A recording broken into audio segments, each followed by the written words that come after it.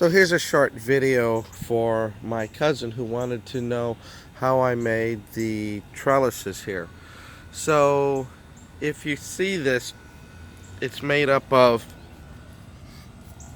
1/2 inch electrical conduit, and they come in 10-foot lengths. So you may have to cut those down. The second part of this trellis is this kind of rebar here. It's concrete mesh. So they come in lengths pre-cut. They're usually, this is almost 4 feet. It might be about 3.5 feet. It might be about 42 inches, I think. So what you have to do is take one of your electrical conduit and cut it down to about 42 inches, but you want to measure this to make sure that's the width. Then what you want to do is, let me take this on its side. Then to secure this down, what you want to do is buy these little connectors. So it's electrical, it's 1/2 inch electrical conduit connector. Now what happens here is they have these little screws. You do not have to drill a hole in your conduit. If you put your conduit in the hole here, and you can screw this down to where it's tight, and it's not going to go through, but it's going to be tight enough to keep everything together. Now you have to make sure when you look for these that you buy the right one. You got to buy a 1/2 inch, and you have to buy the one that is this kind of like diagonal piece here, and you want to make sure that it's a 1/2 inch on this side and this side.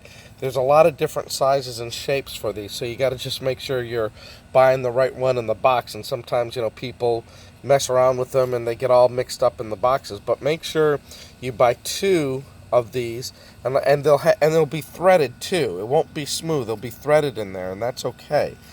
But just go ahead and take a screwdriver and just tighten that up around here. You'll be fine.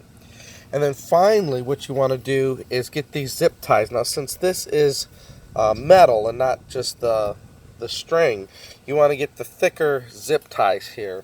They're longer, as you can see, they're longer, and they're black. I believe these are the UV protected ones. The original ones I bought were white, and after a season, the Texas sun burns them up and they get brittle and break.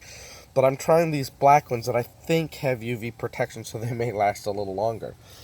But anyways, what you do then is you just kind of sit yourself in a chair and put these zip ties all along to make it secure. Then finally what you're going to do is, of course, there's the hole at the bottom of these.